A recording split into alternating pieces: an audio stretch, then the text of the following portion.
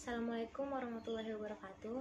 Perkenalkan, nama saya Maida Audio Harnisa selaku moderator di kelompok 10. Sebelum masuk ke videonya, saya akan memperkenalkan teman-teman saya. Yang pertama itu namanya Denisa Aisyah. Yang kedua itu bernama Rajina Salsabila. Di sini saya akan menjelaskan sinopsis cerita, unsur-unsur budaya, nilai moral dan hikmah dari cerita Biwar Sang Penakluk Naga. Keep on watching. Sinopsis dari Biwar Sang Penakluk Naga. Biwar adalah seorang pemuda yang tampan dan gagah perkasa di daerah Mimika, Papua, Indonesia. Ketika ia masih di dalam kandungan, ayahnya tewas terbunuh oleh seekor naga saat sedang melewati sebuah sungai di daerah Taman Nipia. Oleh karena itu, sejak lahir ia dirawat dan dibesarkan oleh ibunya seorang diri dan dengan dibekali berbagai ilmu pengetahuan.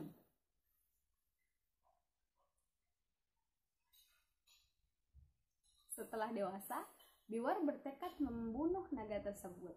Akhirnya ia meminta izin kepada ibunya untuk pergi membunuh naga tersebut.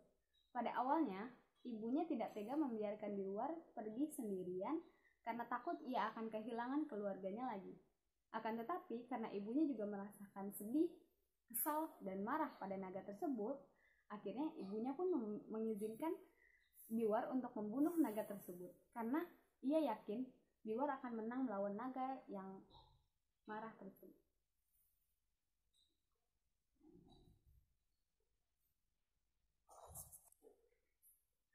Dan akhirnya Biwar pun pergi dengan hanya bersenjatakan tombak saja. Akan tetapi, saat melawan naga itu, tombak saja tidak akan mempan. Akhirnya, Biwar pun berpikir keras dan pada saat itu terlintaslah ide cemerlang di dalam pikirannya. Biwar pun memancing naga tersebut ke daerah yang ada batu besarnya, dan ketika sang naga lengah, dia pun langsung mendorong batu besar tersebut mengenai naga tersebut hingga tewas. Nah, akhirnya dia pun menjadi penakluk naga. Yang berikutnya ada unsur-unsur budaya. Yang pertama yaitu sistem bahasa. Bahasa yang digunakan pada cerita ini adalah bahasa Indonesia dengan sedikit bahasa Papua. Lalu yang kedua ada sistem pengetahuan. Menebang pohon sagu yang sudah bisa diambil saripatinya. Setelah rebah, pohon sagu itu mereka kuliti untuk mendapatkan hati sagu yang berada di dalamnya. Kemudian hati dari pohon itu mereka tumbuk hingga menyerupai ampas kelapa dengan menggunakan pangkur. Hasil hasil tumbukan itulah yang disebut dengan sagu. Unsur-unsur budaya selanjutnya itu terdapat sistem teknologi. Sistem teknologi itu untuk mencari bahan pakan mereka menggunakan alat berupa kapak dan pangkur dan alat untuk berperang menggunakan tombak.